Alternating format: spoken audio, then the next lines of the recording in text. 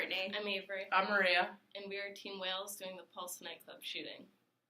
Pulse nightclub is located in Orlando, Florida, and was known as a LGBTQ community club. The club was owned and founded by Barbara Poma and Ron Legler back in 2004. Originally, the venue was actually opened as a pizza restaurant called Lorenzo's, which was established back in 1985. Later in 1999, it then changed hands and was opened as a bar with live music called Dante's. Pulse happened to be built in memory of Barbara Poma's brother John, who died from AIDS in 1991. It was named and known as their mission as Pulse for the John's Pulse to live on. The nightclub was staffed with around 45 nightly employees, along with board members and upper-level management. The venue was open on the weekends and on Tuesdays. Tuesdays were known as Twisted Tuesdays for vibrant performances and karaoke.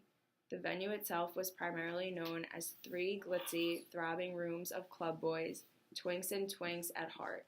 At the club, every night had a different theme and was known to have some pretty impressive drag shows.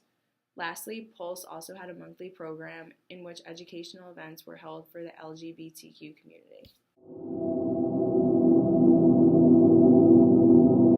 On Sunday, June 12th, 2016, a popular night at Pulse nightclub with about 320 people in attendance for Latin Flavor Night was the deadliest mass shooting in U.S. history.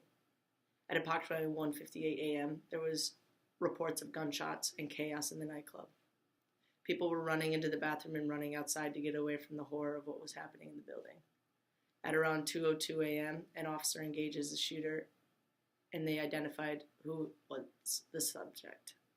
Over the next 45 minutes, upwards of 100 police officers were in the scene. The gunman entered the bathroom and opened fire on the innocent people hiding in there, and then suddenly stopped shooting. At 2:09 a.m., Pulse sends out an emergency message on their Facebook. The suspect engages with officers through the phone, pledging alliance to ISIS, while mentioning the Boston bombing and speaking in a different language. The medical examiner received call for about 11 to 12 casualties soon after they got word about 20 to 30 casualties. Out of the 320 in attendance on June 12, 2016, there were 49 dead, 63 injured, making it the deadliest mass shooting in U.S. history at that time. The nightclub's immediate reaction to the shooting was to post on their Facebook page to let everybody know what was happening. Barack Obama and the governor of Orlando, Rick Scott, released statements within hours of the incident showing support and stating that this is an act against our people, not just people of Orlando.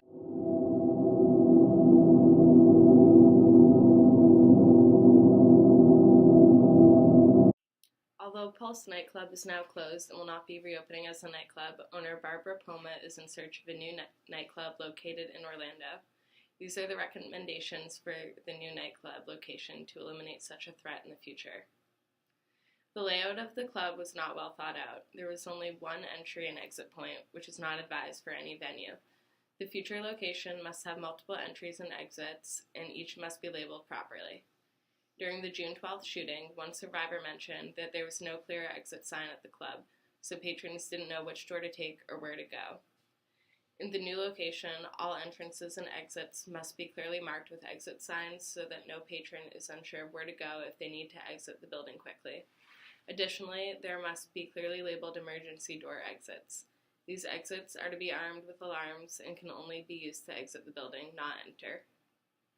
Furthermore, the new location should have windows in the bathroom that can easily be broken to exit in the event of an emergency. During the shooting, many victims were hiding in the bathroom but were unable to exit.